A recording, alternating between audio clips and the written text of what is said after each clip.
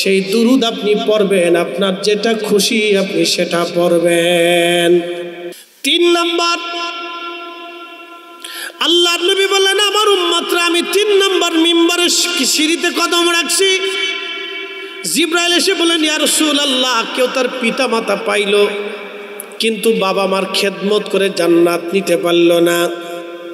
যে তার বাবা মা পাইল কিন্তু খেদমত করে জান্নাত নিতে পারল না, সে ধ্বংস হয়ে যাক। যে তার বাবা মা পাইল কিন্তু খেদমত করে জান্নাত নিতে পারল না, সে ধ্বংস হয়ে যাক। আল্লাহর নবী দোয়া করে বলেন আমিন। বাবা মা পাইল কিন্তু খেদমত করে জান্নাত দিতে পারে নাই, কপাল পোড়া সন্তান। আমি বলে দিয়ে যাই বন্ধু, আপনার মা আপনার পিছনে মিনিমাম 15 বছর আপনার পিছনে পরিশ্রম করছে। একবারে এসএসসি পরীক্ষা দেওয়া পর্যন্ত আপনার মা আপনার 3 বেলা রান্না করে আপনারে খাওয়াইছে। কি কথা ঠিক আছে না ভাই? একবারে এসএসসি পর্যন্ত ধরলাম, আমি বাকিটা ধরলাম না, ধরেন আর কি, বাকিটাও করছে মা কিন্তু ধরলাম না, আমি এসএসসি পর্যন্ত ধরলাম। তো একটা ছেলে 15 বছরে এসএসসি পরীক্ষা দেয়, ঠিক আছে না ভাই?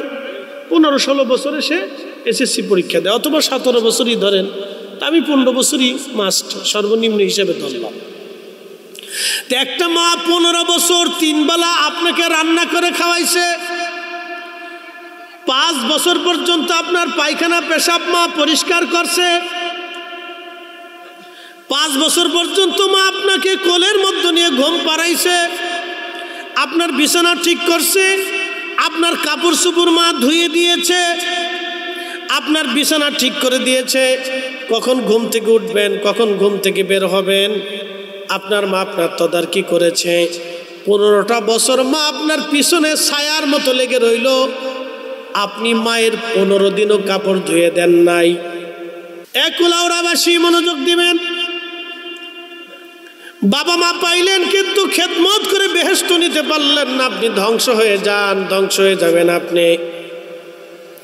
15টা বছর বাবা আপনার জন্য পরিশ্রম করলেন, বাজার আনলেন, চাকরি করলেন, ব্যবসা করলেন, রক্তপানি করলেন।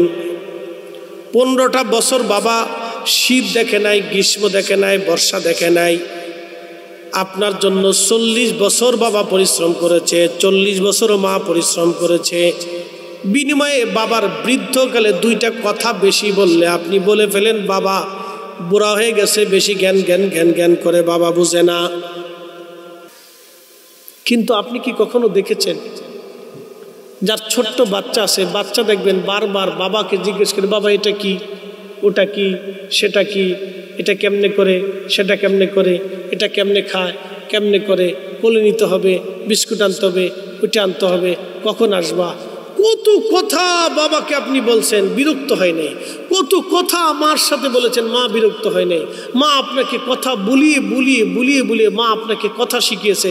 আজকে মা 2টা কথা বেশি হয়, আপনার কাছে বিরক্তি লাগে, ইস, আর আপনি ভাবতেছেন বেহেশত পেয়ে গেছেন না, ইস। মানুষ বড় অকৃতজ্ঞ, মানুষ বড় অকৃতজ্ঞ। কুকুরকে খাওয়াবেন, ও বেঈমানি করে না, কিন্তু মানুষ বেঈমানি করে। কথা কর না কেন? আপনি বিড়ালরে খাওয়ান, ও বেঈমানি করে না, কিন্তু মানুষ বেঈমানি করে। গরুরে খাওয়ান, ও বেঈমানি করে না, কিন্তু মানুষ বেঈমানি করে।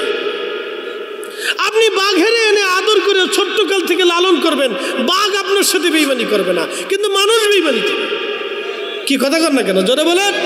আরে বাঘে সিংহেও বেঈমানি করে না। একটা ছোট্ট সিংহের বাচ্চা এনে আপনি লালন পালন করেন, আপনার সাথে বেঈমানি করবে না। মানুষ বেঈমানি করে, মানুষ মানুষ। এই জন্য তার শাস্তি বেশি।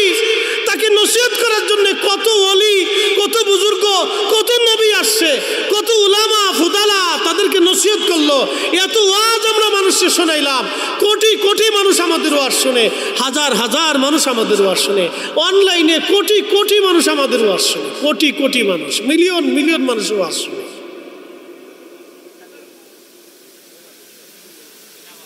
ইয়া রব্বি ইয়া আল্লাহ, 40টা বছর একটা মা সন্তানের পিছনে লেগে রইল।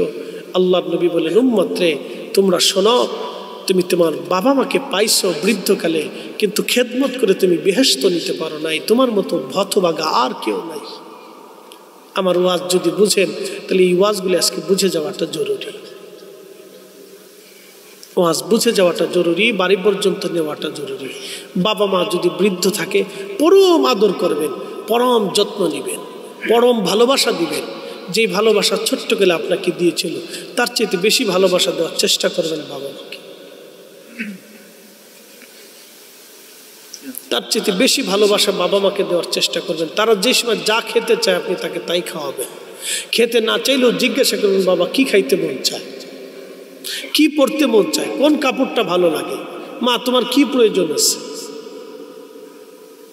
দেখভাল করবেন। এগুলি খেয়াল রাখবেন, এগুলি আমাদের জরুরি প্রয়োজন হয়ে গেছে। আল্লাহর নবী বলেন, উম্মত তুমি যদি পিতামাতা বৃদ্ধকালে পাইছো কিন্তু খেদমত করে বেহেশত নিতে পারো নাই, তাহলে তুমি ধ্বংস, তুমি ধ্বংস। তোমার সব শেষ। কাবার ইমাম হলেও শেষ, মদিনার ইমাম হলেও শেষ, বাইতুল আকসার ইমাম হলেও শেষ, বাইতুল মুকাররমের ইমাম হলেও শেষ, বড় মুহাদ্দিস হলেও শেষ, মুফতি আজম হলেও শেষ, ৩৬,০০০ বছর হজ করলেও শেষ, মক্কা শরীফের খাদেম হলেও শেষ, সারা জিন্দেগি মসজিদ পরিষ্কার করলেও শেষ। কথা বুঝাইতে পারছি আপনাকে?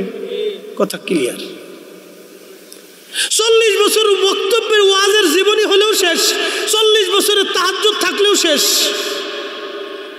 কথা ক্লিয়ার? বুঝে যাওয়াটা জরুরি। ভাই আমার, মাহে রমজান আসতেছে, আপনার দরিদ্রতা আসুক অসুবিধা নেই। বাবা মাকে খাওয়াইলে কেউ অভাবী হয় না, তার রিজিক বাড়ে। খাইতে না চাইলেও খাবার কিনে নিয়ে যাবেন। কোথার থেকে কিছু আনলে আগে আব্বা আম্মার হাতে দিবেন। কোথার থেকে কিছু নিয়ে আসেন আগে বাবা মার হাতে দিবেন। প্রশ্ন রাখতে পারেন, ফরিদি হুজুর জীবনে সর্বনাশ করে ফেলছি, আব্বা আম্মা তো কবরে চলে গেছে, এখন আমাদের উপায় কি হবে? আমরা তো এরকম খেদমত করতে পারি নাই। আল্লাহ নবী একটা রুখসত আপনার জন্য রেখে দিয়েছে। বলে কি রুখসত? নবীজি বলে, উম্মতরে তোমার আব্বা আম্মা কবরে চলে গেছে, তুমি টেনশন নিও না, চিন্তা করিও না। তুমি তোমার বাবা মার জন্য অধিক পরিমাণে দোয়া করো। যদি দোয়া করতে পারো তাহলে কিয়ামতের ময়দানে তোমাকে তোমার বাবা মার বাধ্য সন্তান হিসেবে, খেদমত গুজারি সন্তান হিসেবে আল্লাহ কবুল করে নেবে। আসতে হয়ে গেল না? জোরে বলেন।